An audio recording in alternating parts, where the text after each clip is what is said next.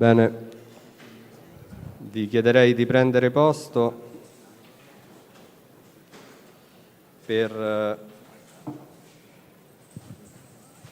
cominciare la sesta sessione di questo convegno.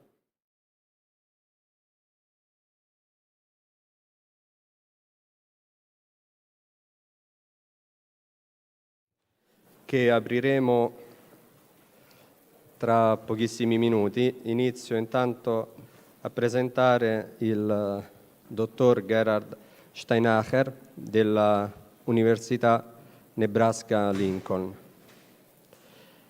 Il professor Steinacher is James Rowley Professor of History, University of Nebraska,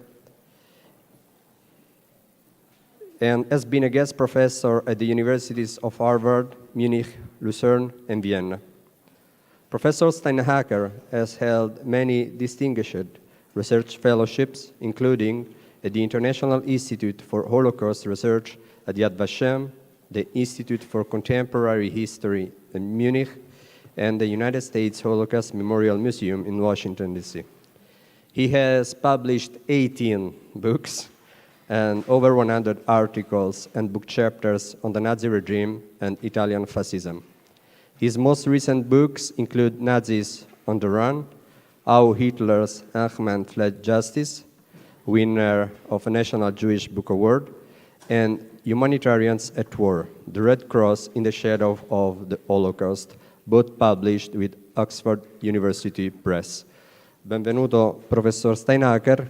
Lascio lei alla parola. Il professor Steinacher terrà una relazione dal titolo The Vatican and the Escape of Nazi War Criminals from Allied Justice. Yeah, thank you very much. Thank you very much for the organizers for this wonderful conference, and thank you very much for having me here in Rome all the way from Nebraska in the middle of the United States. So we have 20 minutes. I'm going to jump right in there. The topic of my talk, and the title is The Vatican and the Escape of Axis War Criminals from Postwar Justice. I'm going to read my paper because otherwise I'm not going to stick with the 20 minutes, knowing myself. But I'm going to show you some documents and some slides to illustrate what I'm trying to get across here. In recent years, there has been an increase in the attention paid by scholars to the escape of Axis war criminals from post-war justice. Though existing scholarship has documented the involvement, motivation, and complicity of mostly lower-ranking clergymen in that escape, the extent of the Vatican's involvement is still a subject of controversy.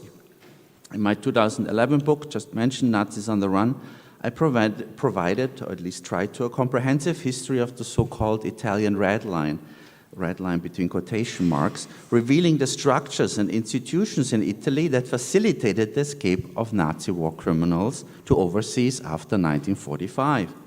This history is very complex. I repeat, this history is very complex, involving many actors, including not only networks of former National Socialists, Argentinian government officials and other government officials from other countries, and US intelligence services, but also Catholic institutions working against the backdrop of the early Cold War. I cannot stress that enough, the background of the early Cold War. My current book project on the Vatican and Nuremberg justice, I investigate the Vatican's stance on Nazi war crime trials and post-war justice more generally. In this short talk, 20 minutes, I will focus on one aspect of my research in the Vatican and post-war justice, my findings on the involvement of the Papal Aid Commission, the Pontificia Commissione Assistenza, PCA, in helping Axis war criminals escape Allied justice after 1945. The main point I want to show in these 20 minutes is that the Papal Aid Commission was closely connected to the Vatican Secretariat of State, a connection that is still not well understood today. The newly available archival materials allow us to better understand this connection and the overall structure of the Papal Aid Commission. Before turning to the work of the PCA, I would like to provide some historical context for the Vatican responses to Allied post-war justice, and we will hear more about that today on this panel.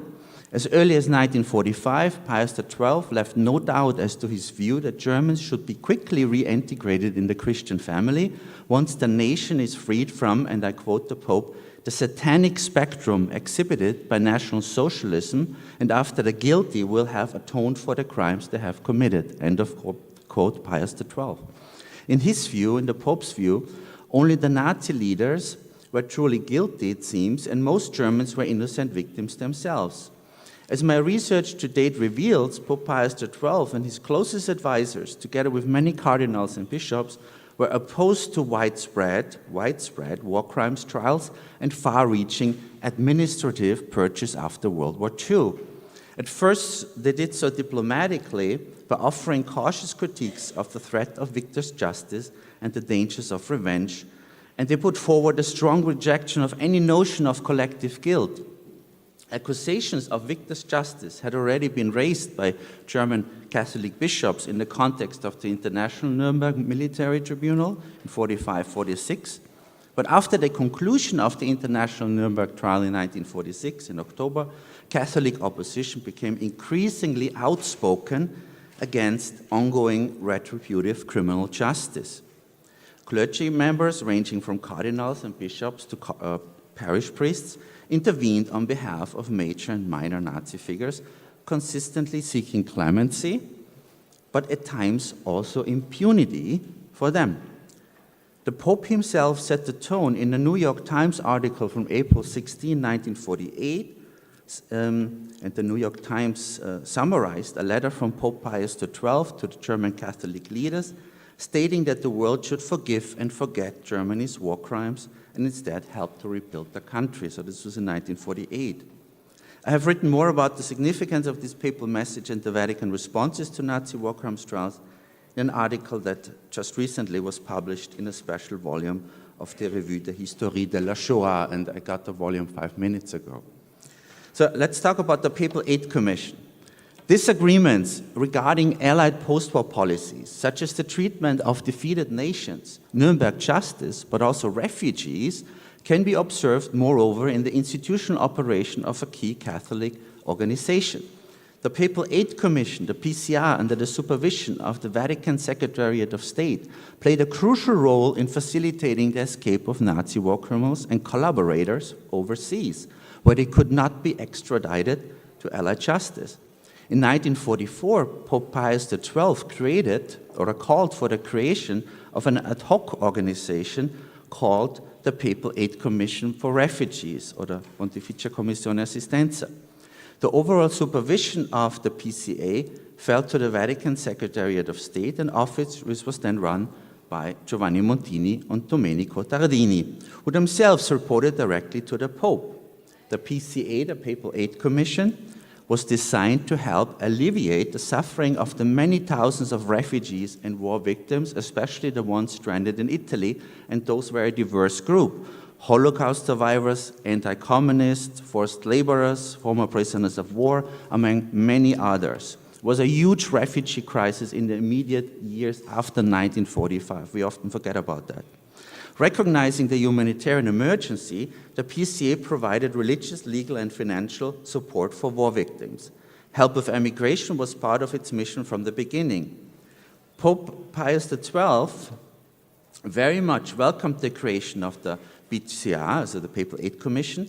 It exemplified his ideal of caritative work, and he always expressed great interest in the work of the organization. In a private audience with the president of the PCA, Monsignor Ferdinando Baldelli, on January 22, 1945, Pius XII decided on the last details of its design, including the name of this new organization, as you can see here in these documents from the archives. The archival records in the Vatican show that the PCA's work, starting even with its creation and continuing beyond, was closely supervised and coordinated by Montini, who in turn informed the Pope of its activities.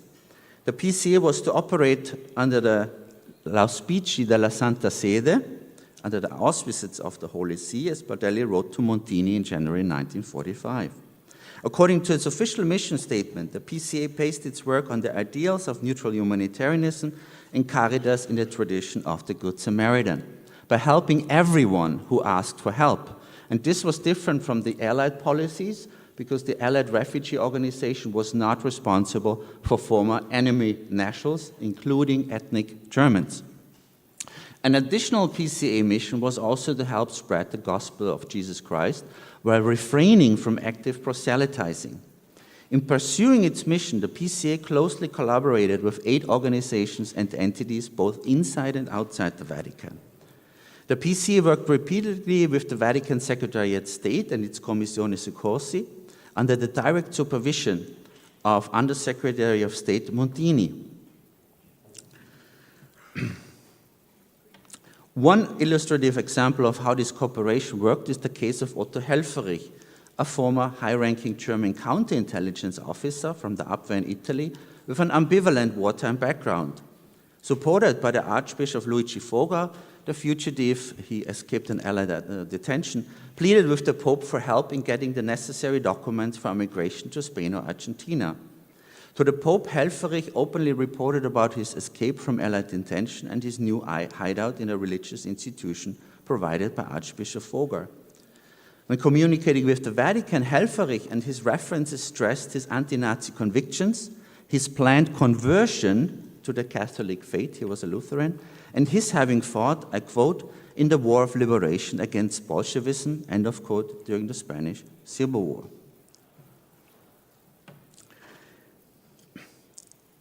Helfferich seemed to have been considered worthy of substantial help. Indeed, to facilitate his emigration, Monsignor Montini called on the papal nuncios in Italy, Spain, and Argentina.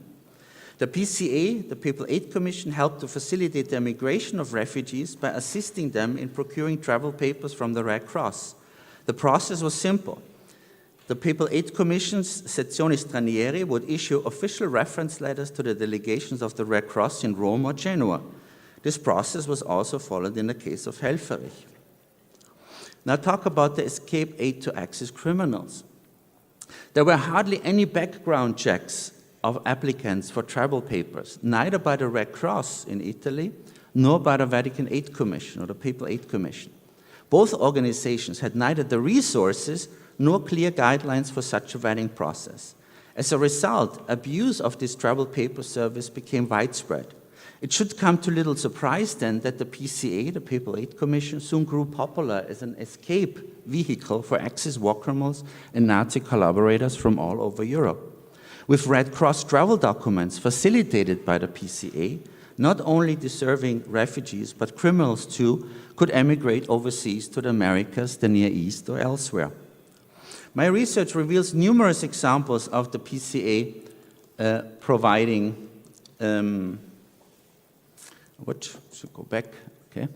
numerous examples providing escape aid to war criminals.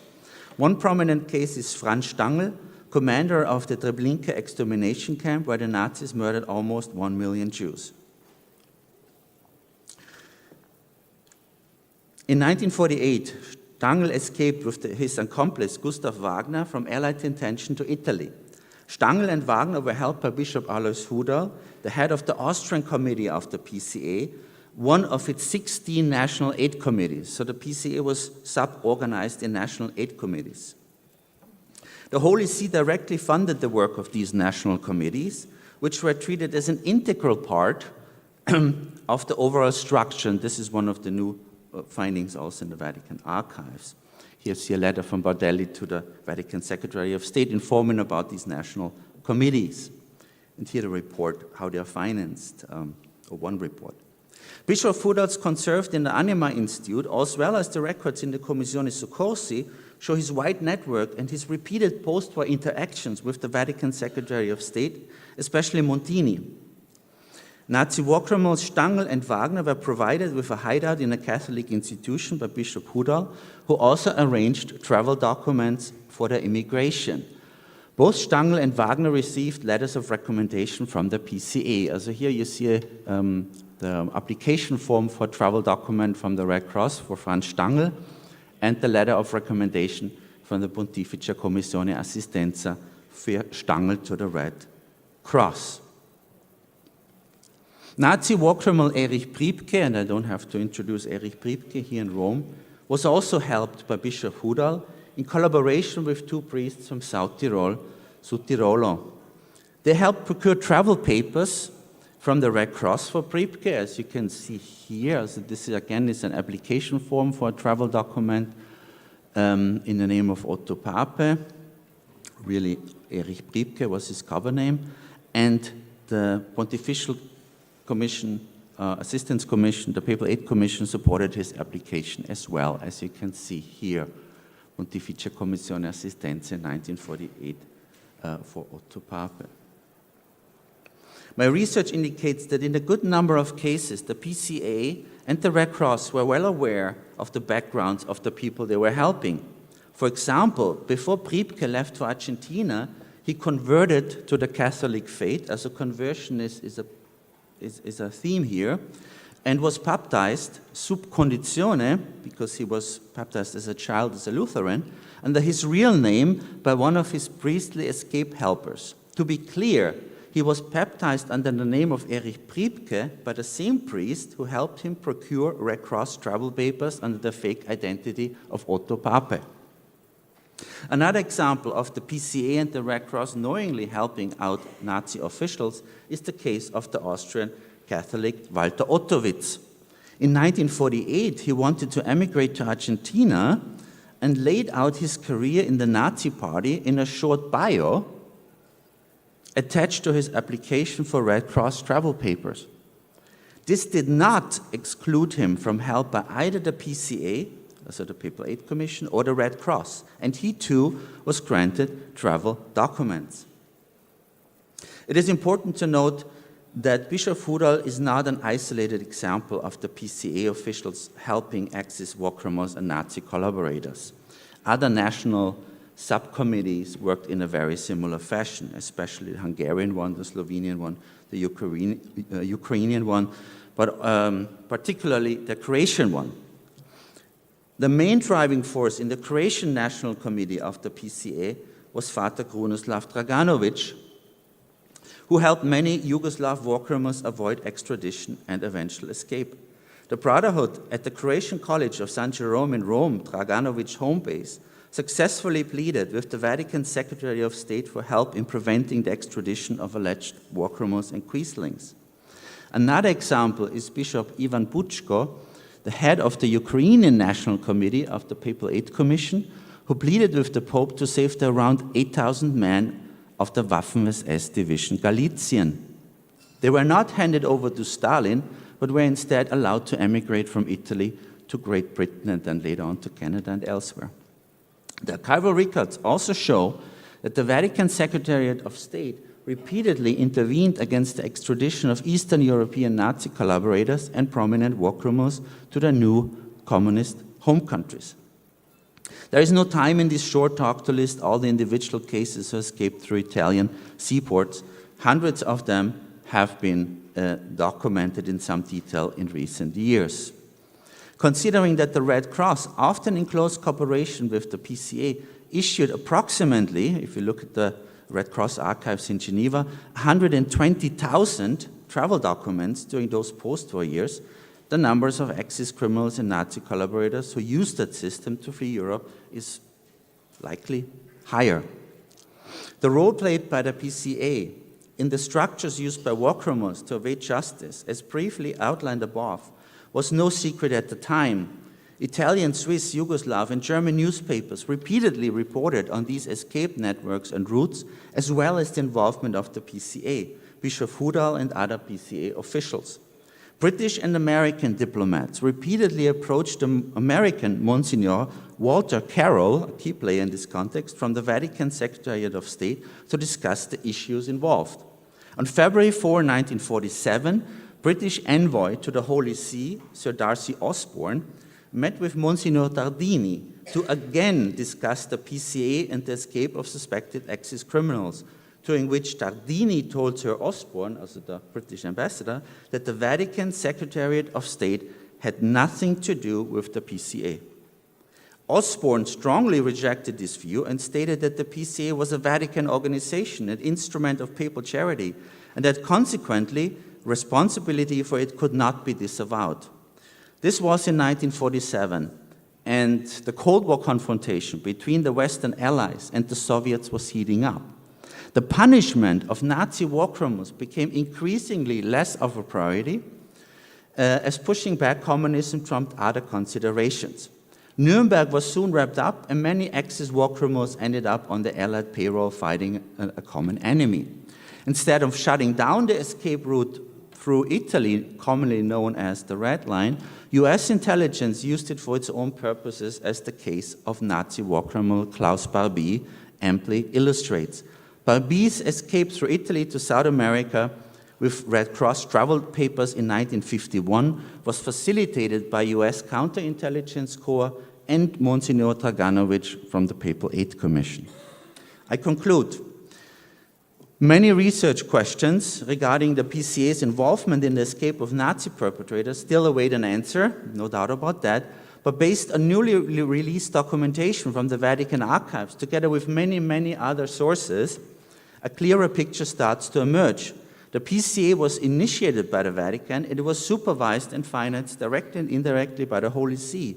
The Pope took great interest in the PCA's humanitarian work, and the Vatican Secretary of State received reports about its activities.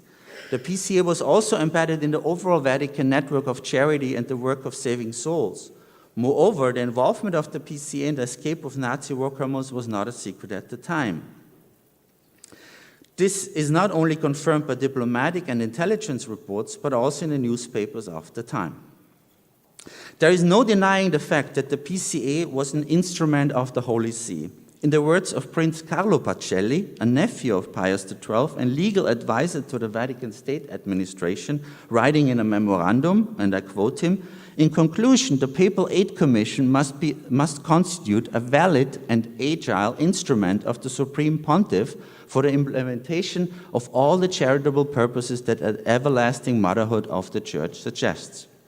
The PCA's involvement in aiding Axis war criminals must be understood in the broader context of Vatican post-war policies and priorities during the Cold War, early Cold War, saving the souls of former Nazis and re-Christianizing society, promoting caritas and forgiveness for the vanquished nations, as well as fighting the imminent threat of godless communism.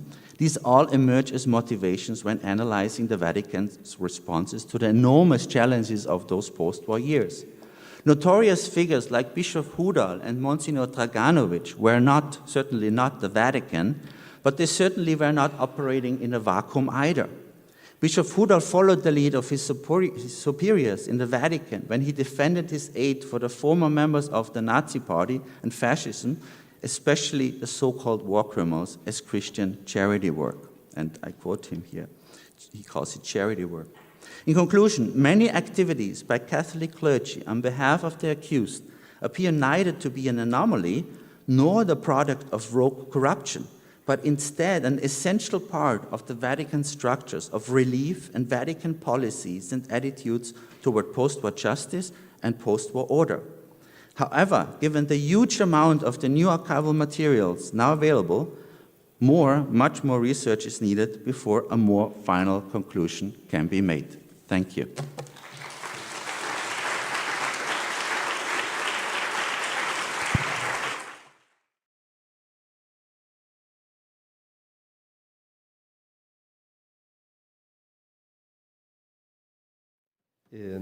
Vado immediatamente ad introdurre la seconda relatrice di questa sessione, la dottoressa Suzanne Brown-Fleming dello United States Holocaust Memorial Museum, dove è Director of the International Academic Programs, Mandel Center for Advanced Holocaust Studies dello stesso museo. Suzanne Brown-Fleming joined the museum in 2001 and oversees its international academic programs, which ensure that the field of Holocaust studies remains vital and vibrant around the world. Her work has been featured in the Catholic News Service, Catholic News Agency, and the Catholic Virginian. She has appeared on CNN, EWTN, the Global Catholic Television Network, and in several documentaries, including Holy Silence 2020. Dr. Brown-Fleming leads the museum's Vatican Archives initiative. Her current research project, Il Papa Tedesco, Eugenio Pacelli in Germany, 1917-1958, is a study of Pope Pius XII's relationship to Germany and its bishops, leaders, and people during the Weimar era, the Third Reich, and the Holocaust. And thank you, Dr. Brown-Fleming, for presenting a relation whose title is The Holy See and Postwar Clemency Campaign.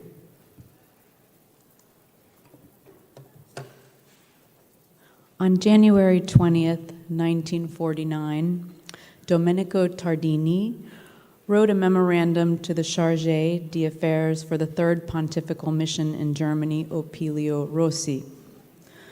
Both men were powerful figures and seasoned international members of the Roman Catholic hierarchy. Tardini had worked alongside Eugenio Pacelli, the future Pope Pius XII, since 1929. Tardini was a close confidant of both popes through the 1930s and the Second World War. He would go on to become Cardinal Secretary of State from 1958 to 1963, second only to the Pope himself under Saint Pope John XXIII from 1958 to 63. Opilio Rossi, too, ultimately became a cardinal in 1976, but in those days, he was a papal diplomat, spending the Second World War in the apostolic nunciatures, or papal embassies of Berlin, Brussels, and The Hague. The word delicate, delicato, written in pencil, marked the January 1929 memorandum as beyond the routine. Most Reverend Sir, Tardini began, and I quote, "It has been brought to the attention of this office that numerous Israelites, who for the most part returned to Germany with the Allied troops and who sometimes occupy important positions in the governments of occupation themselves, for example in the American zone, are engaged in activities that are often not without prejudice to Catholic interests. It is also stated that at the same time, there is in these regions a not inconsiderable resurgence of anti-Semitism. I would be most grateful to the pontifical representation if it would inform me about this matter, also indicating the names of those who occupy important posts," end of quote, Tardini concludes. Let us take a closer look at this document, found among the estimated 16 million pages of archival material for the pontificate of Pius XII, opened by His Holiness Pope Francis in March 2020. After the end of World War II in Europe in May 1945, the victorious Allied powers faced the great challenge of how to approach a defeated Germany and the tens of millions of Germans who made Nazi crimes possible or were victimized by them. Pope Pius XII took an early and clear position. In a speech in June 1945, he rejected so-called German collective guilt and referred to National Socialism as a, quote, satanic ghost. He called for peace and brotherly understanding. In the eyes of the Pope and many others situated within Catholic tradition and teaching, such understanding should also be extended to Germans indicted and convicted for war crimes by Allied courts after the war's end in 1945. Tardini's January 1949 note should be understood in a very specific context, one in which, and I quote, "the constant practice of the Holy See, inspired by reasons of Christian piety, was to work, regardless of any fault, in favor of those who had been condemned to death," end quote. For those in our audience less familiar with Roman Catholic structures and offices, the Holy See is the central government of the Catholic Church. I quoted just now the words of another of Pope Pius XII's closest advisors, Monsignor Giovanni Battista Montini, future Saint Pope Paul VI from 1963 to 1978, as he wrote in a letter to Aloysius Munch, papal representative to Germany for the Holy See, a few months earlier in the fall of 1948. Christian piety, as it was called, towards those who had been condemned to death, as described by Montini, translated into an intensive and prioritized clemency campaign for Germans indicted and convicted of war crimes, including, but not limited to, Holocaust atrocities. It is now possible to study the correspondence between powerful figures such as Tardini, Montini, and others within the Holy See's Secretariat of State, analogous to a government's foreign ministry, and their papal representatives in Germany and the United States.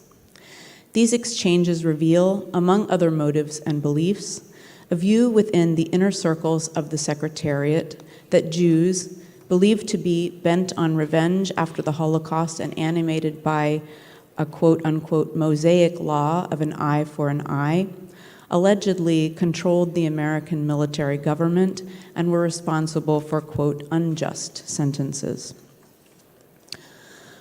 Pope Pius XII, Montini, and Tardini formed the most powerful ruling body within the Holy See since the death of Pope Pius XI in 1939. From the Secretariat of State and through the papal nunciatures, which are papal diplomatic posts, mostly behind the scenes, but sometimes very publicly, they intervened for Germans indicted and convicted for war crimes by Allied courts. In some cases, they intervened for war criminals extradited to and convicted by other nations.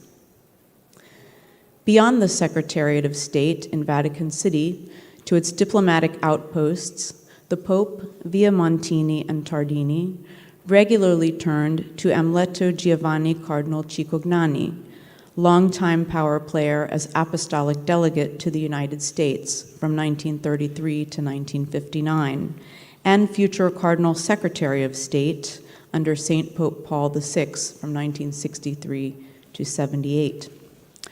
They also turned to American-born Cardinal Aloysius Munch. Munch was the most influential American Catholic figure and Vatican representative in occupied Germany and subsequent West Germany between 1946 and 1959. Munch held the diplomatic positions of the Apostolic Visitor, then Regent, and finally, Pope Pius XII's Nuncio, or Papal Diplomat, to Germany. Angelo Cardinal Dell'Acqua also joined this powerful circle in internal and external discussions and debates over amnesty after being appointed Substitute Secretary of State in 1953. Scholars have long been aware of the Vatican's clemency efforts prior to the opening of the archives in March 2020, and so I will focus the remainder of my time on the motives and beliefs that animated thinking and decision-making within the Secretariat of State that is new since 2020 as the men wrestled with this complex, as the men within wrestled with this complex issue. I have already mentioned that a shared view that Jews held responsibility for an allegedly vengeful approach. Montini, for example, wrote to Munch in October 1948, expressing the Secretariat of State's support for commutation of sentences of capital punishment and asking Munch to intervene with, quote, competent American authorities, end quote. Montini and others within the Secretariat had heard about, and I quote, reports emanating from Washington indicating that the department which treats war criminals has been deluged with letters of protest, end quote. The letters opposing the commutation of sentences were, in Montini's words, coming, quote, principally from Polish or Jewish elements, end quote. Such beliefs held by Montini, Tardini, Munch, and presumably the Pope, were supported by reports from the lower clergy that reached the Secretariat of State regularly. Also in October 1948, Father Hermann Reibel wrote to Munch on behalf of a man named Wilhelm Kaup, who had been sentenced to death in the fall of 1947 for crimes committed as a guard in the former Dachau concentration camp. Kaup was accused of having shot a prisoner who tried to escape. Neither Father Reibel nor Kaup himself denied this, I quote, "The accused admits this and sincerely regrets it, although he also had to act in this way for official reasons," end quote, wrote Father Rabbi. Father Rabbi was more concerned with the allegedly unfair accusations made by, and I quote, "a group of young Polish Jews who accused Kaup of mistreating and shooting prisoners while on duty. This was a lie," asserted Father Rabbi. I quote him. "The convicted man Kaup considers these statements by a group of young Polish Jews to be fabricated and herewith feels free of any guilt," end of quote, insisted Father Rabbi. In a pattern that can be seen in a number of letters, Father Rabbi believed Kaup was a good Catholic and therefore could not have been guilty. Let me now discuss some other powerful motives discovered in the archives. In 1945, with much of Europe in ashes, the Pope stood poised to bring back many so-called stray sheep back to the flock. Father Ivo Zeiger, a Jesuit and close confidant to Pope Pius XII, since the Pope's days as papal representative to Germany in the 1920s, put it this way, and I quote, "It will be of the highest importance that the Holy Father will also bestow his fatherly love and help on the German people.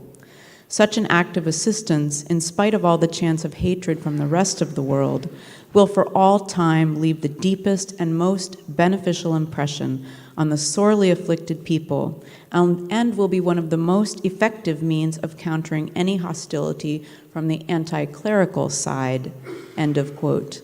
Father Zeiger wrote in a report he prepared and sent to the Holy Father in September 1945. Father Zeiger believed that Catholic charities had an opportunity that should not be missed in the immediate months after World War II ended. "The Caritas Association," wrote Father Zeiger in September 1945, and I quote, "is in a position to take over the distribution work because of its organization and local experience. It has already devised a system to document the presence of the Holy Father in Germany in the clearest possible way. People's kitchens, transport wagons, etc., are to be given appropriate designations, and it is to be talked about in sermons, conferences, and the press," he continues. End of quote. By explanation, Caritas is an international federation of Catholic social service organizations offering services worldwide to the poor and vulnerable. "How many have said to me," continued Father Zeiger, and I quote, "Tell the Holy Father that we long for the hour when, after so long a separation from Rome, participatory love will come. For years we were not allowed to hear from him, we're not allowed to listen to his radio without the danger of burning homesickness for him," end quote, finished Zeiger. If one reads Zeiger's hopes in the light of the alarming report that Vatican Nuncio to Germany, Cesare Orsenigo, 1930 to 1945, was receiving in the early 1930s from Catholics who hoped to find a way to be both good Catholics and good Nazis, one wonders.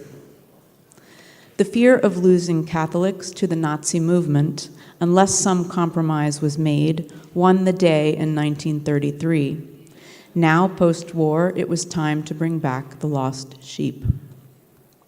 One way to do so was to show empathy and understanding for the strong rejection by Germans of so-called collective guilt for Nazism and its crimes by the majority of the German people in the decade after World War II. As I've written about elsewhere, the majority of Germans rejected the Allied military tribunals as so-called victor's justice. In empathizing with the German people in this, the Pope and his key officers in the Secretariat tapped into a powerful current that could and did reestablish the Catholic Church in Germany as a stronghold to be reckoned with after 1945.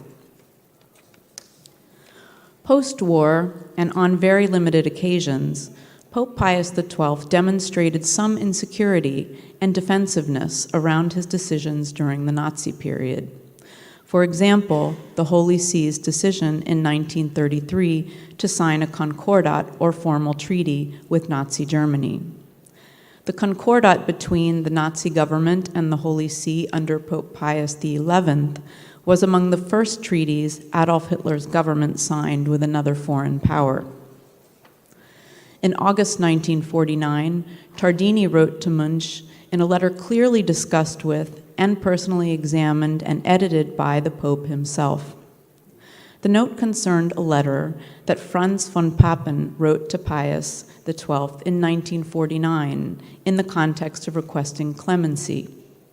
Papen, a Catholic, was former Chancellor of Germany, ambassador to Austria, and ambassador to Turkey during the Nazi period.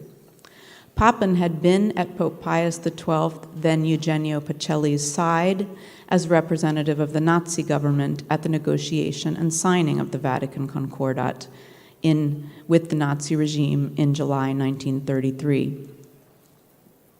What you see here on the screen is a letter from Tardini to Munch.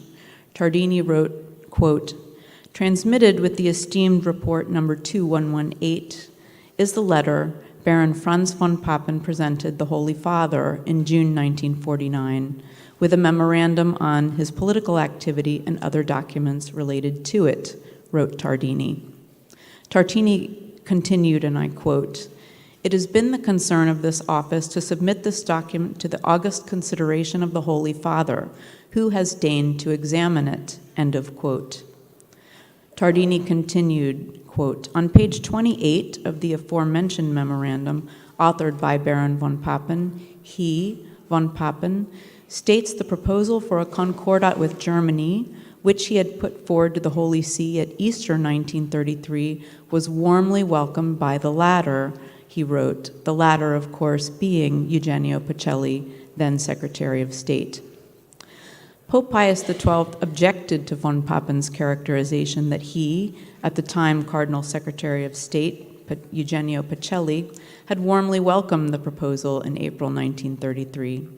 Tardini clarified to Munch in the letter, and I quote, "It is not that the Church, for its part, allowed itself to be deluded by excessive hopes, nor that with the conclusion of the Concordat, it intended in any way to approve the doctrine and tendencies of National Socialism, as was then expressed and declared," the letter read. Munch was to convey this to Papen. Another leitmotif emerging from the archives is that of gratitude on the part of the Holy See for those Nazi officers and officials who'd helped to spare the treasures of Vatican City during the war. For example, in February 1948, Tardini wrote to Munch to intercede for Ernst von Weizsäcker. Weizsäcker served as state secretary at the Foreign Office in Nazi Germany from 1938 to 43, and as its ambassador to the Holy See from 1943 to 45. After World War II, Weizsäcker initially remained in Vatican City, only returning to Germany in 1946. American authorities arrested Weizsäcker in 1947 and tried Weizsäcker as part of the so-called Wilhelmstrasse trial, named after the location of the former German Foreign Office headquarters in Berlin. In 1949, Weizsäcker was found guilty of crimes against peace, war crimes, and crimes against humanity, and sentenced to 7 years in prison.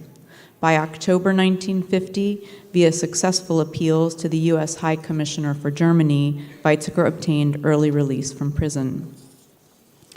"Most Reverend Excellency," wrote Tardini in his February 1948 note to Munch, quote, "I follow up on dispatch number 5550-47 of September 22 regarding the trial of Baron von Weizsäcker. Your Reverend Excellency, if so requested, could specify that Ambassador Weizsäcker took an interest in obtaining the effective demilitarization of the city of Rome and have some centers recognized as hospital cities, such as Siena, Assisi, Chieti. Weizsäcker facilitated initiatives aiming at saving historical, biographical, and artistic relics, especially in the Lazio region. Weizsäcker worked to have some capital punishments issued by German military tribunals commuted so that religious institutes in Rome and the personnel of the papal dicasteries and members of the Palatine Guard could be issued protection documents," end of quote, wrote Tardini. To conclude, there's so much more to say, and I can recommend a forthcoming book edited by Nina Valbusquet and Simon Unger-Alvi, entitled War and Genocide, Reconstruction and Change, The Global Pontificate of Pius XII.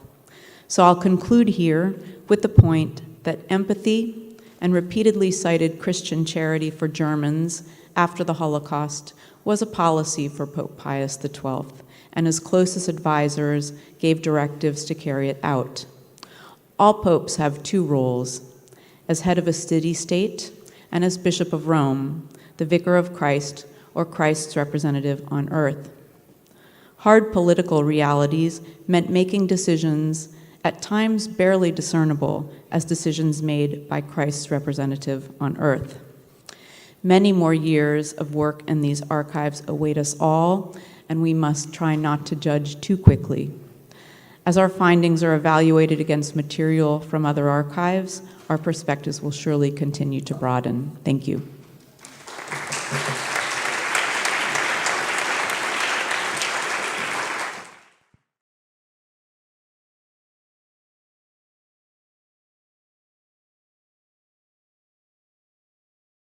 Grazie molte, dottoressa Suzanne Brown-Fleming, per questa altra interessantissima relazione che mi porta ad introdurre il terzo relatore di questa sessione, il dottor Luca Carboni. Luca Carboni is an archivist of the Vatican Apostolic Archive since 1998 and is also professor of archival science at the Vatican School of Paleography, Diplomatics and Archives. He coordinates the training internship of graduates of the Vatican School in relation to the archival arrangement and inventorying of the fonts of the archives of the Pontifical representations. Grazie al dottor Luca Carboni, che presenterà una relazione dal titolo Il soccorso pontificio ai profughi e ai rifugiati nel dopoguerra, un censimento archivistico. Grazie. Questo è l'intervento di un semplice archivista in un consesso di storici che spera di dare un contributo appunto alle ricerche degli storici che verranno negli archivi vaticani. L'Europa dell'immediato dopoguerra è un continente in rovina. Germania, Austria e Italia, per ragioni diverse, sono i principali territori nei quali milioni di persone vivono la condizione di essere profughi, reduci, rifugiati o sfollati per i più diversi motivi. Rimpatriati, espulsi, fuggitivi, ex internati civili o militari, ex deportati obbligati al nazifascisti, sopravvissuti ebrei o perseguitati per motivi politici. Si ritrovano tutti in una serie di campi da più svariati nomi, di accoglienza, centri di raccolta, profughi, evacuazione, di transito o di prigionia, in quartieri improvvisati o per le strade. Li accomuna tutti l'impossibilità di rientrare nelle loro case. The Dispossessed, The Pilgrims of the Night, li chiama Edward Ernest Swostrom, il direttore del War Relief Services, nel suo resoconto di viaggio della seconda metà degli anni 40 in Europa. Ma chi si occupava di loro, delle cosiddette displaced persons, i civili che si trovavano fuori dai confini nazionali? Questa pletora di individui sradicati costituisce una minaccia per i paesi che si vogliono ricostruire. E come vedete dalla slide, se ne occuparono sicuramente le forze militari alleate anglo-franco-americane nei territori sotto il loro controllo, ma poi soprattutto le organizzazioni intergovernative, dapprima la United Nations Relief and Rehabilitation Administration, sorta nel 1943, che dal 1945 inizierà a organizzare tutta una serie di commissioni di rimpatrio che tenderanno a rimpatriare questa massa di persone per tutto il 1946 e parte del 1947. Nel 1947 passerà le sue funzioni all'International Refugee Organization, che fino al 1951 si dovrà occupare di ricollocare l'ultimo milione di profughi. Entrambe le organizzazioni però esclusero dal loro intervento, lo accennava il professor Steinacher precedentemente, le persone di origine tedesche, espulse dai loro paesi di nascita, molto spesso in seguito agli accordi di Potsdam, i cosiddetti Volksdeutschen, eccetto i persecuted, principalmente gli ebrei sopravvissuti, ma anche gli ex perseguitati politici, creando così un'ulteriore distinzione. Infine si aggiunsero i profughi dall'est, che scappavano in seguito all'allargamento delle frontiere sovietiche e ai mutati assetti politici di alcuni paesi dell'Europa centro-orientale. E nel momento in cui molte comunità nazionali rifiutarono il rimpatrio, rivendicando il riconoscimento della propria condizione di perseguitati o possibili perseguitati nei luoghi di origine, ora sotto il dominio comunista diretto o indiretto dell'Unione Sovietica, l'International Refugee Organization e le altre organizzazioni coinvolte gestirono anche i programmi non più di rimpatrio ma di emigrazione. Oltre alle organizzazioni intergovernative, ebbero un ruolo importantissimo le organizzazioni non governative, che poi potete leggere nelle slide, essenzialmente e principalmente il Comitato Internazionale della Croce Rossa, che fu direttamente responsabile per l'assistenza e il riallocamento di tutte le persone di lingua tedesca non assistite appunto dalle organizzazioni intergovernative.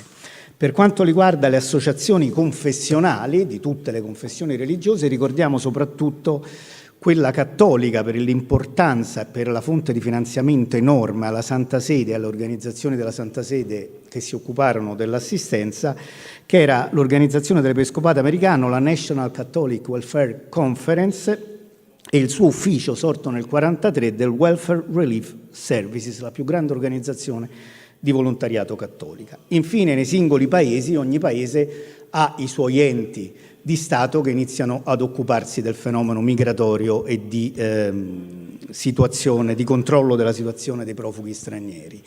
Il più importante in Italia sarà l'amministrazione per gli aiuti internazionali, sorta nel settembre del 1947. Nel 1951 erediterà le competenze dell'International Refugee Organization, che gli lascerà la gestione dei campi profughi sopravvissuti ancora nel 1951, perché la storia dei campi profughi in Italia va avanti anche negli anni 50. Interessante notare che il direttore per tutta la vita dell'amministrazione per gli aiuti internazionali era Lodovico Montini, che era il fratello del sostituto Giovanni Battista. Questa è un'organizzazione italiana, non ecclesiastica. E infine la Santa Sede, che è l'oggetto del mio intervento. I fondi per il Vaticani per la storia dell'assistenza umanitaria costituiscono un continente archivistique, come hanno scritto in un recente contributo Marie Levine in Aval Busquet, ancora poco conosciuto. In questo breve censimento archivistico io mi soffermo su ogni singolo ufficio molto velocemente, su cosa ci può raccontare ai fini della nostra ricerca il fondo archivistico prodotto e correlato dall'ufficio, limitando l'indagine ai primi 5 anni del dopoguerra e rimandando all'intervento scritto l'analisi dettagliata dei singoli pezzi archivistici che può appunto consultare il ricercatore. E partiamo velocemente da un fondo enorme che ebbe una rilevanza enorme durante la Seconda Guerra Mondiale, l'Ufficio Informazioni Vaticano per i prigionieri di guerra, ma che dopo la liberazione viene completamente ridimensionato. I problemi cambiano totalmente, l'ufficio viene ridotto, ma si potenziano però 2 sezioni, la sezione tedeschi e la sezione rimpatri. Per gli anni del dopoguerra va ricercata inoltre la documentazione sui profughi e i rifugiati nelle pratiche classificate come speciali, relative a varie richieste, soprattutto della sezione prigionieri di lingua tedesca e slava. Passato oramai gran parte delle sue funzioni ad altri uffici, nell'ottobre 1947 chiuse le sue attività. Fondamentale è il fondo archivistico della Commissione Soccorsi, dipendeva dalla Segreteria di Stato, il ruolo principale di organizzatore della Commissione Soccorsi durante e dopo la guerra, appunto nelle mani di Monsignor Montini, del sostituto Montini. Il fondo è strutturato in 6 serie. Per quello che interessa l'oggetto di questo intervento, nella serie italiana noi troveremo la documentazione sui profughi, sull'esodo giuliano-dalmata, sui rimpatriati dalle ex colonie africane, sui reduci dalla Russia, sui ricongiungimenti familiari e in generale su tutta l'assistenza agli ex prigionieri, internati e altre vittime della guerra. Una seconda serie prende il nome di stranieri, è strutturata, si occupa come la prima italiani dello stesso argomento, ma è strutturata per nazionalità in 39 sottoserie da albanesi a ungheresi, con particolare attenzione ai polacchi e tedeschi. La terza serie, razza, fino al 1948, è dedicata alla situazione della comunità ebraica in Italia. E nei fascicoli del 45-47 noi troveremo anche aiuti per richieste di emigrazione di ebrei convertiti, ma anche abbiamo una serie di casi di ebrei non convertiti. Nella quarta serie, varia, dopo la liberazione, troviamo la documentazione relativa alla prima e seconda missione di soccorso in Germania, siamo nel giugno e nell'ottobre nel settembre, scusate, del 1945, e quella sull'inizio della terza missione di soccorso in Germania, di cui parleremo tra breve. Troveremo anche documentazione sulla missione pontificia per i rifugiati palestinesi in seguito alla crisi della prima guerra arabo-israeliana, che dal 1949 sarà amministrata con l'aiuto della Catholic Near East Welfare Association. Presso l'archivio storico del Dicastero per le Chiese orientali esiste una serie apposita e 2 buste della missione pontificia per gli anni 48-49, perché, ricordiamolo sempre, non esiste solo l'archivio vaticano, ma anche altri archivi vaticani utilissimi alle vostre, alle nostre, alle mie ricerche. Un ultimo accenno sulla Commissione Soccorsi e sulla presenza di numeroso materiale relativo alla Pontificia Commissione di Assistenza. Come vedremo, gli inizi della Pontificia Commissione di Assistenza mancano nell'archivio apposito e si trovano molto spesso nell'archivio della Commissione Soccorsi, così come nell'archivio della Commissione Soccorsi ricorreranno molto spesso i nominativi dei diversi responsabili dei comitati nazionali come Udal e Draganovic. E arriviamo al fondo dedicato, Pontificia Commissione di Assistenza. Con lo sbarco degli alleati ad Anzio, Roma e dintorni di Roma si riempiono di sfollati. Nell'aprile 44 Pio XII, come ci ha ricordato il professor Steinacher, istituisce la Pontificia Commissione di Assistenza con una sezione per i profughi e una per i reduci. Nel gennaio 45 saranno unificate. La PCA si diffonderà in tutta Italia appoggiandosi capillarmente alle diocesi e alle parrocchie, con il sostegno assiduo della NCWC. Soldi della Santa Sede tanti, ma tantissimi, ancora di più soldi dagli americani. La NCWC aprirà nell'ottobre 44 una sede a Roma diretta per quasi 20 anni da Andrew Landi. La figura centrale della PCA è quella del suo presidente Ferdinando Baldelli, da sempre attivo nella gestione del fenomeno migratorio. Nel campo oggetto del nostro intervento, nell'immediato dopoguerra, la PCA si organizzerà in comitati nazionali. Sono 19 comitati nazionali che vedete nelle slide. Uno di questi comitati è dedicato anche agli ebrei e si occupava in realtà non ai profughi stranieri in Italia, ma agli ebrei italiani. Abbiamo detto che l'archivio dei primi anni di attività è spesso lacunoso, moltissima documentazione è dedicata ai profughi giuliano-dalmati. Si tenga presente che il governo italiano si affidò principalmente alla PCA per l'assistenza agli esuli polesani già dal 30 gennaio 47. Ogni singolo ente, ogni organizzazione o personaggio coinvolto nell'assistenza ai profughi e ai rifugiati ha un suo fascicolo di riferimento nell'archivio della PCA. Andranno poi indagati i pezzi archivistici relativi alle singole opere diocesane di assistenza con cui era in contatto capillare.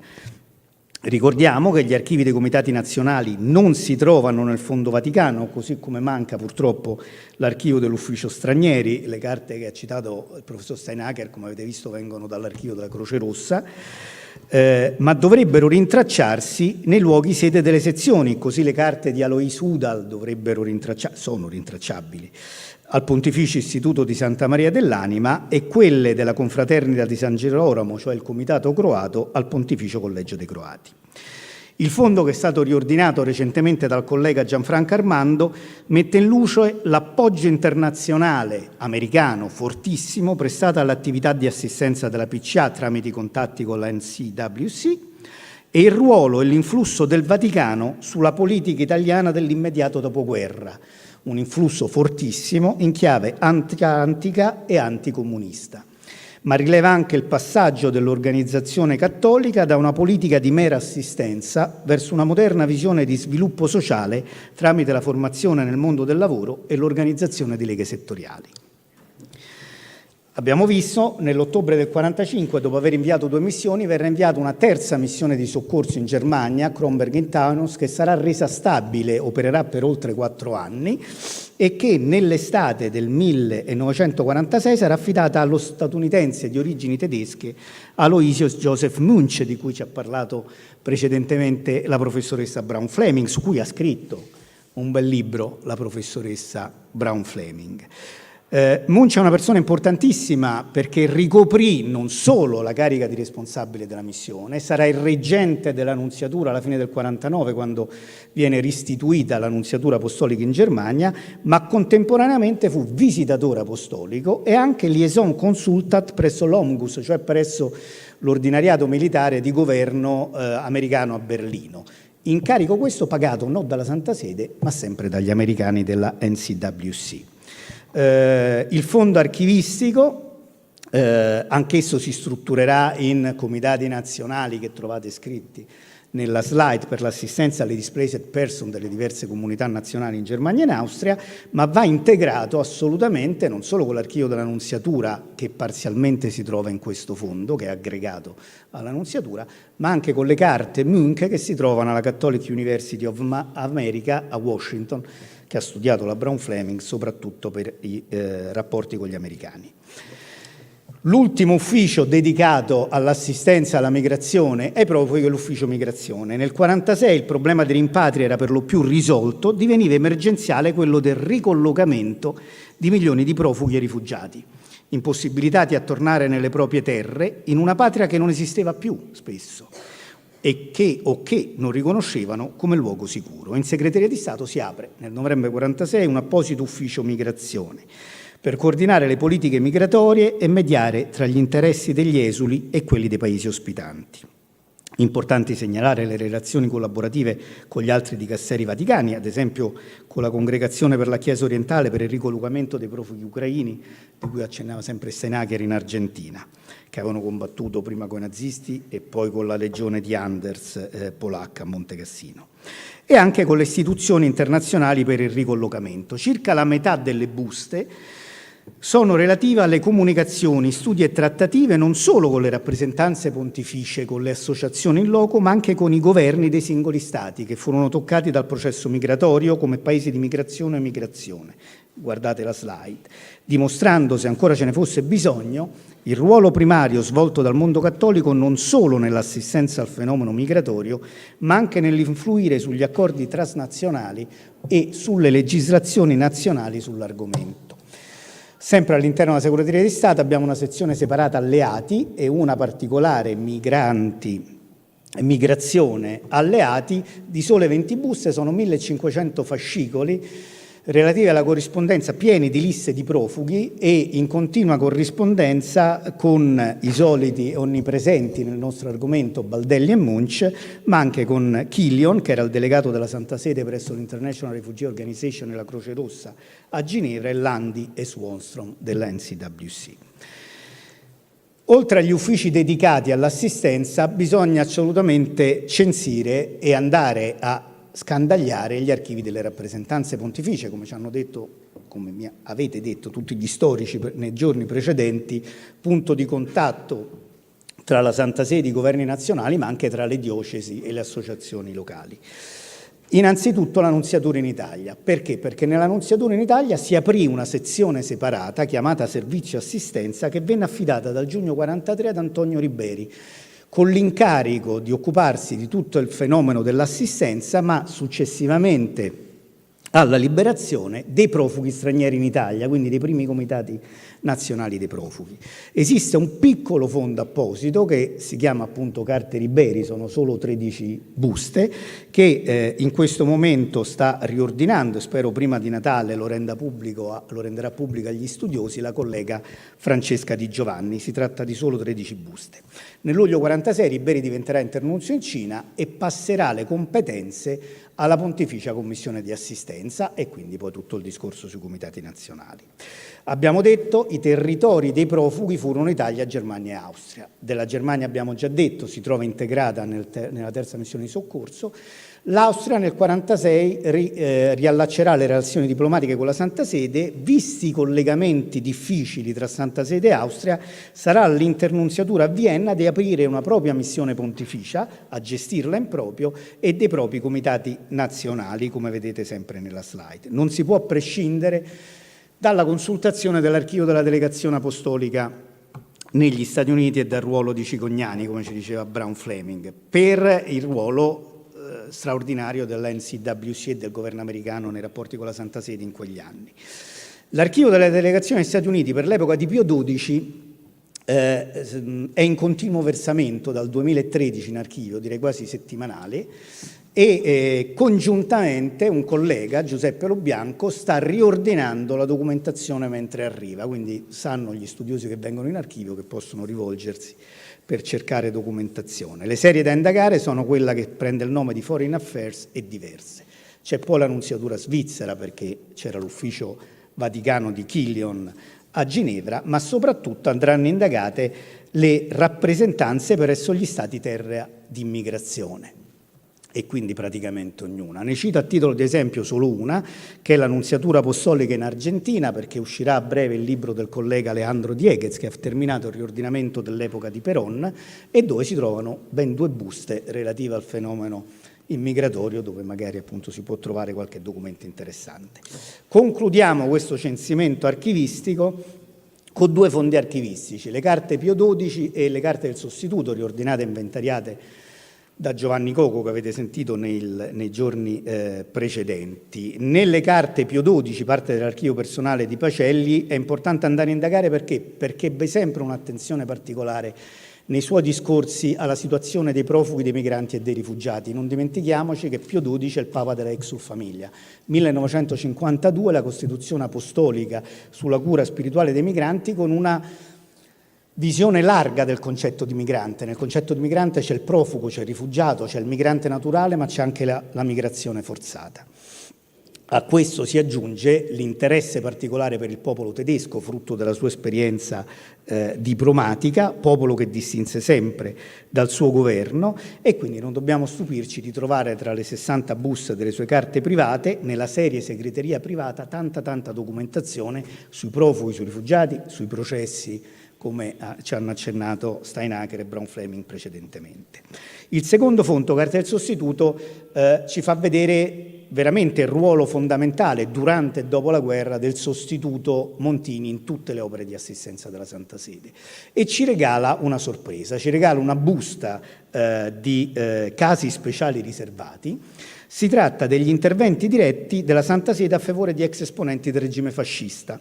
Non si vede bene nella slide, ma nel caso dell'ex presidente Luigi Federsoni e dell'ex ministro Edmondo Rossoni troviamo i passaporti diplomatici rilasciati al cooperatore dei missionari del Sacro Cuore Carmine Maranzano e al frate Tommaso Catello, oblato regolare dell'abbazia di Montevergine. Questa volta l'assistenza diretta è provata oltre ogni ragionevole dubbio.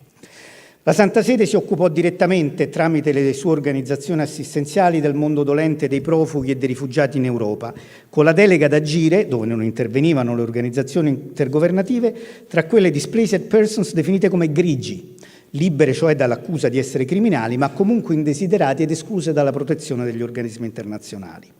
Per i grigi e Volksdeutschen furono i comitati nazionali della PCA o la NCWC a garantire sull'identità delle persone per ottenere il rilascio delle carte di passaggio della Croce Rossa che garantivano l'emigrazione. E tra la massa di persone che presero la via del mare per rifarsi una vita, con l'assistenza della Chiesa e delle sue organizzazioni, vi furono centinaia di responsabili di crimini di guerra. La Santa Sede ne ebbe piena coscienza? L'obiettivo chiaramente perseguito dalla Chiesa fu quello di aiutare il rifugiato, il perseguitato e il migrante.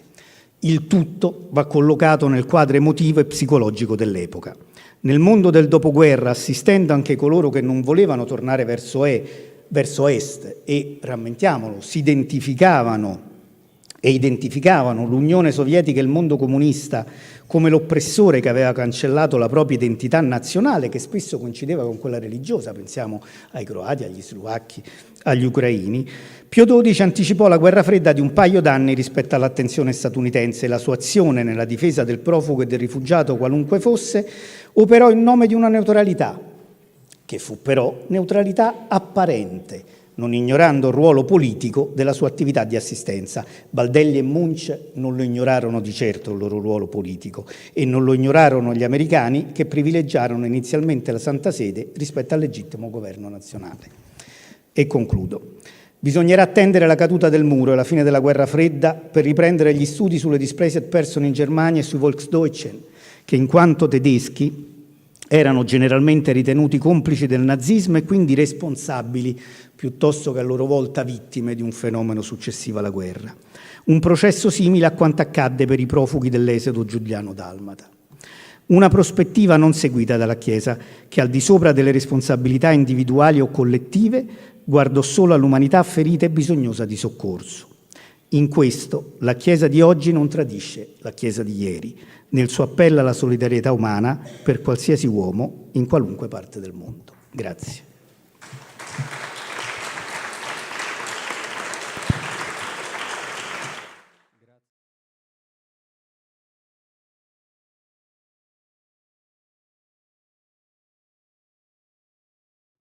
Presento il nostro ultimo, ma non per questo meno importante, relatore della sessione, Rabbi Dr. David Meyer, professor at the Cardinal Bell Center for Judaic Studies in this university.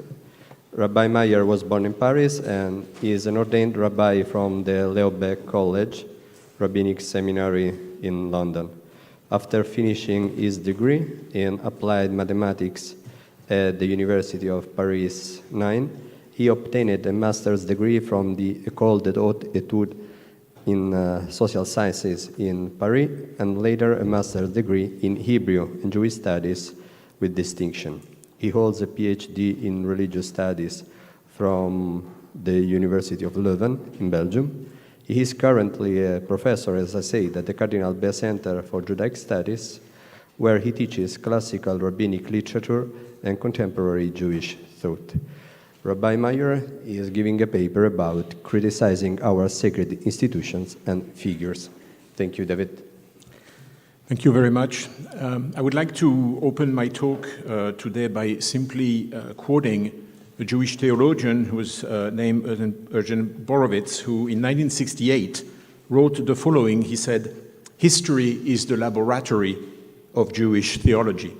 Now, this is a very wonderful, concise way, not so much, in fact, to define Jewish theology, but maybe more importantly, I think to build and permit to build a bridge, an existential bridge between theology and history. And this is such a bridge that I would like to try and explore today. Now, we've just heard this morning three very enriching and scholarly and original presentations. They were exploring various levels of discoveries that were made at the Vatican Archive pertaining, as you've heard, to the post-war years. Now, somehow the tonality of the presentation were somehow different one from the other, from quite a direct, explicit evocation of systematic, almost Vatican policy to help Nazis' criminal escape post-war justice, to maybe a more nuanced perception of such post-war reality and Vatican activity that needed to be apprehended in a wider context of a web of authentically charitable Christian actions and values.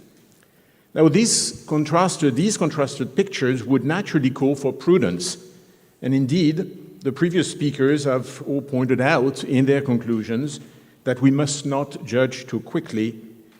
More research is needed. But is there such a thing as a prudent theology? Can one be prudent when you are shifting from historical analysis to a religious discourse? I do not think so. Our religious writings do not testify to prudence. The prophets and our religious figures were bold, not prudent. The essence of religious discourse has to be bold because the Bible itself is bold. It is a religious document that invites us to take risks.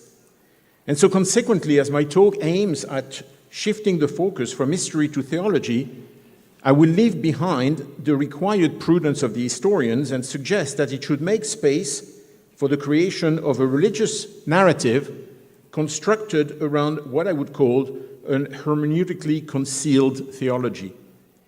And that means a subtle theology, but not a prudent theology.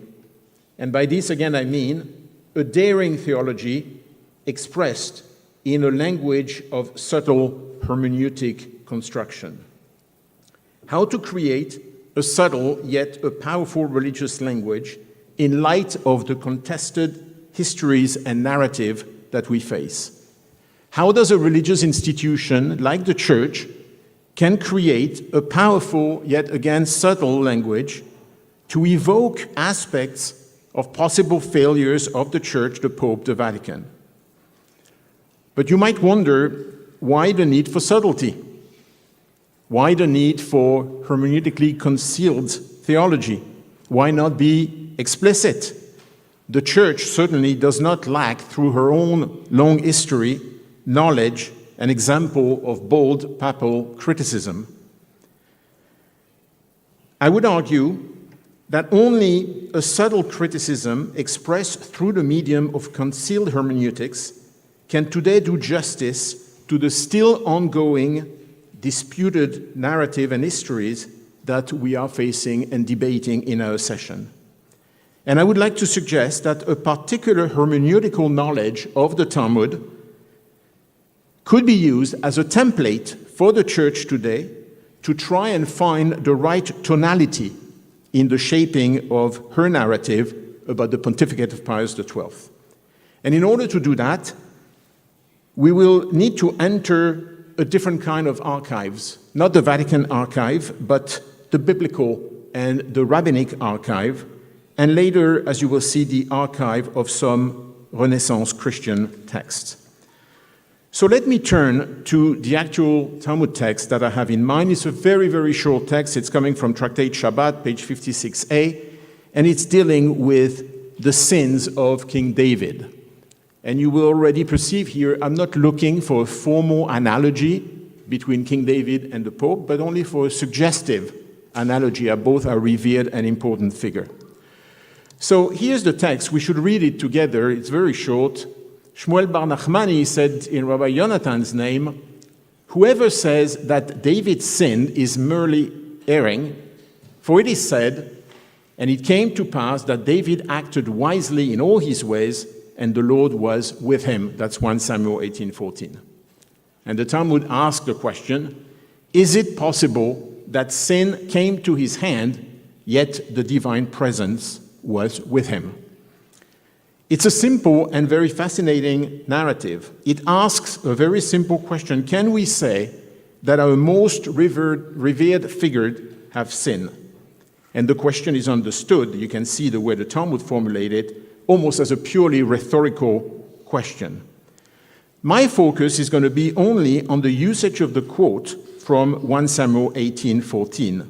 And I will propose to study that quote and the usage of that quote in two ways. First, to understand the rabbinic and the Talmudic hermeneutical reading of that quote. So in other words, it means, why is this quote used here and how is it used? And two, to recontextualize the rabbinic understanding of the quote in light of our assessment of the actions, words, or silences of Pius XII. So in other words, to translate the quote into a possible contemporary subtle narrative that the Church could use to discourse the pontificate of Pius XII. So why the interest? Why the rabbinic interest in that quote? What I will try to show briefly is that the reference to 1 Samuel 18:14, whenever you understand it through the lens of rabbinic hermeneutic, is nothing else than a critical praise. That means a powerful criticism of King David, but that is disguised in a language of praise. I say that because, of course, we know that King David sinned. Nathan the prophet said it, David himself acknowledged his own sin. So how does the Talmudic hermeneutic really work? So let's look at the quote. I've tried to color code a little bit the text just to make it easier, and I would just want to point to three things, and I'll come back to each one individually. The first element is the thing that is circled in red. It's called the kriktiv. This is a difference between the way you read a word and the way it is written. The way it is written at the bottom is what's in the middle, and on the margin, you have the way you have to read. So I'll come back to that first element. It's a read-write tradition. The second element is in green. It's the introductory word, which means vayehi, which translates normally as, and it came to pass. It's just a narrative. And the third word is yellow, is the translation of the word maskil, when we are told that David acted wisely. So I want to come back to every one of those elements. So let's start with the first one, the read-write tradition you see here in the middle of the page. It's about the word derachav, which means his way. He acted wisely in all his ways. Now, normally, the distinction between the way it is written and the way you have to read it, somehow a bit oversimplified, but somehow is about textual variance. But when you look a little bit more closely, and in particular you turn to some modern editions where you have the dots of the vowels, it's actually becoming very interesting. Because what it means is that while you do read derachav, his ways, in the plural, you actually write in the text darko, his way, in the singular.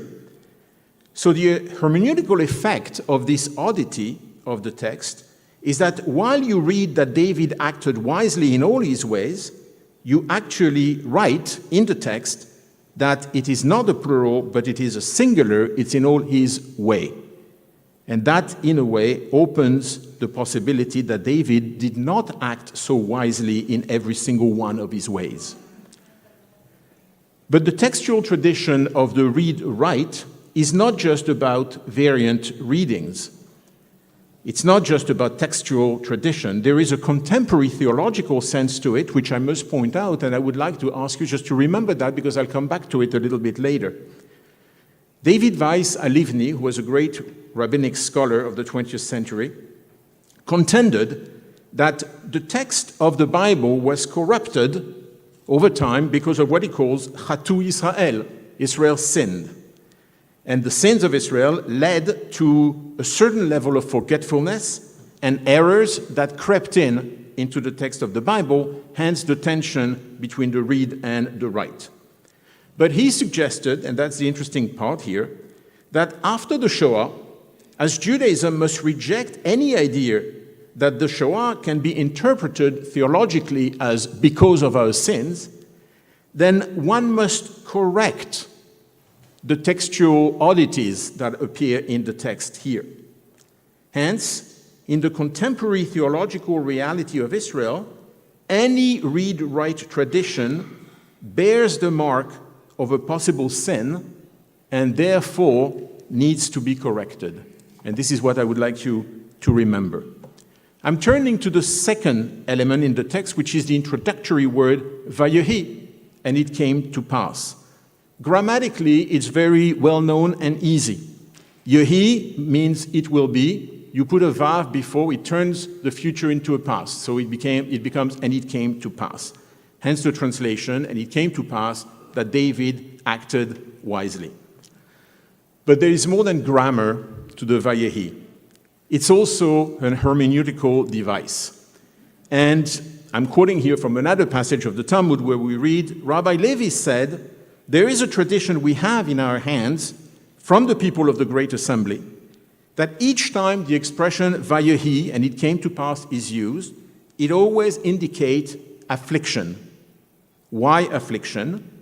Because a future that is turned into a past is simply a future that has no future. It indicates an horizon that is shut, it indicates a hope that is already killed, hence the notion of affliction. So the suggested translation that would echo the Talmudic reading of the word vayehi, and it came to pass, should actually be the following. Alas, sadly, David acted wisely. And you can easily perceive here the trope of criticism that is concealed in a grammatical formulation. Now, the last element of the quote, which I want us to look at, is the word maskil, when we are told that David acted wisely. It's a very difficult word to translate. It has lots of meaning. In biblical Hebrew, to be prudent, wise, understanding, and so on. In rabbinic Hebrew, it means mostly the same, to deliberate, to be considered. But interestingly, it also means the opposite, to entangle, to cause confusion. So how do we translate? Does it mean, when we told that David was maskil, does it mean that he was wise? Does it mean that he was considerate? Or does it mean that he was confused? It's difficult to decide, yet, as you can see, it's a crucial question. So I thought it might be necessary to extend the horizon a little bit, because in particular, the word maskil is a very controversial word in Jewish Christian exegetical and theological debate. It's rooted in Genesis 3. It's the description of the tree of good and evil. As such, it's also about sin. So I looked at various things. The Septuagint, of course, who says it's for contemplating, which can be just either visual or something more intuitive, more internal. The Vulgate talks about the delightful aspect. I looked at Rashi, medieval commentators. I looked at also many Christian Hebraists and scholars. And while it is not time here to go into the details of all the options and commentaries, I felt that one possible translation that would somehow do justice to the contrasting subtlety of the term would actually be the following: maskil as the sentiment of a discernment. A sentiment of discernment implying that our verse from 1 Samuel 18 for the rabbis was maybe not so much about David's unquestionable wise actions, but possibly about the sentiment and the intentions of his action. So if we're trying to synthesize what we've seen, we have three elements. His way in the singular, and because of the word way, a sense of movement. Alas, and not, and it came to pass, the trope of affliction. And all that in harmony with the word maskil, which could be rendered as the sentiment of discernment.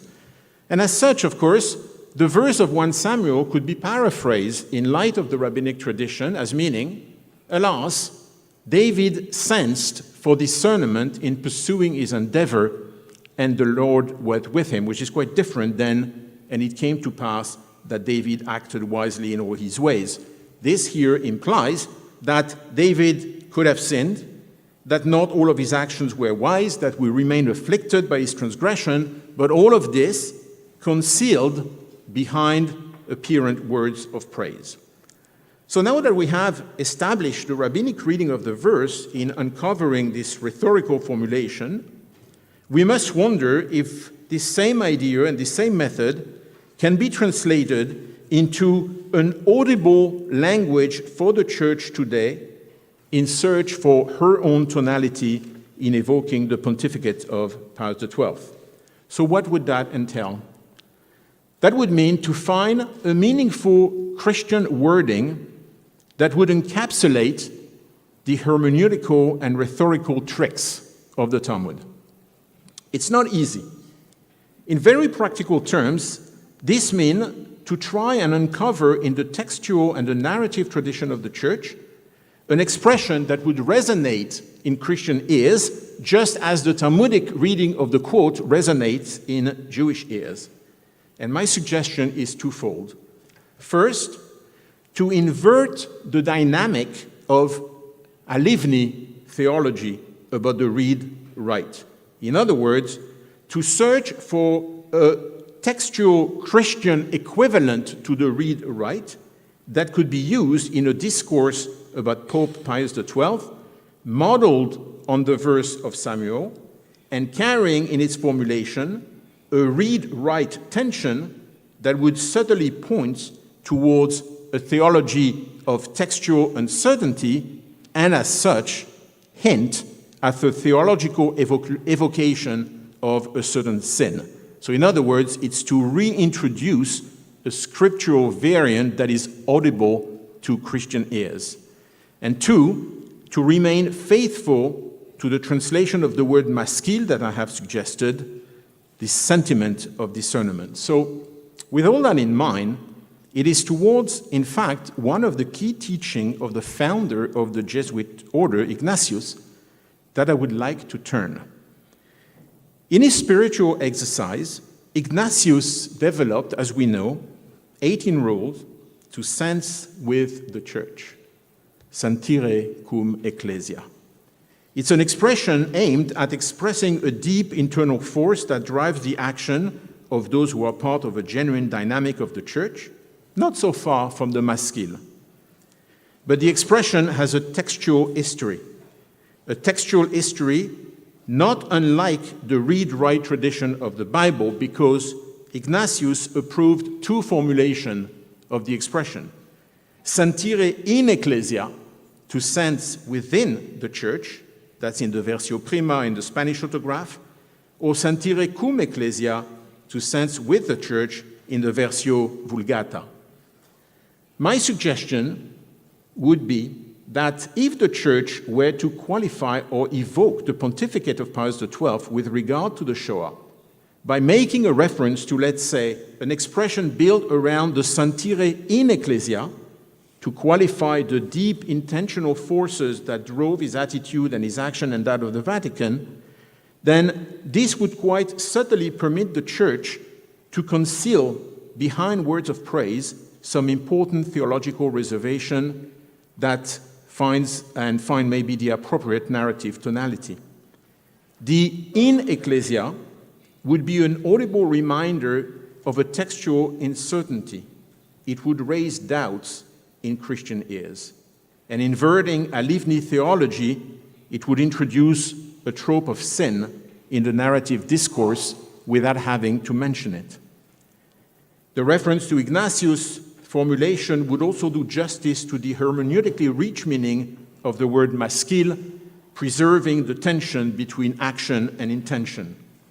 And last, the reference to in ecclesia in such a narrative discourse would certainly allow for a necessary reminder that if and when a pope sins, his sin is always, to a certain degree, an echo of a certain reality of the ecclesia. He sins in ecclesia from within.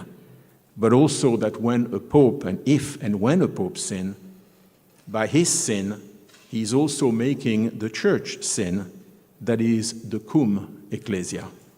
And so to conclude, this, using the Talmudic know-how, if you want, decoding the critical praise concealed in the verse of 1 Samuel 18:14, one could suggest that with such contested history, a church narrative about the pontificate of Pius XII could be articulated around the following proposal, which you have here.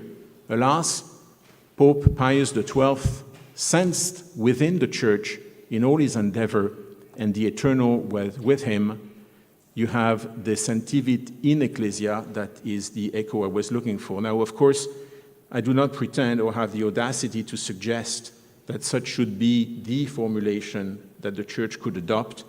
I only intend to show how the formulation of the proposed formulation I have could serve here as an example as to how the church could, if animated and inspired by the Talmudic hermeneutic, find its own way to express some real yet concealed criticism of Pope Pius XII, while the disputed narrative and history of this critical period remain today an ongoing concern and reality. Thank you very much.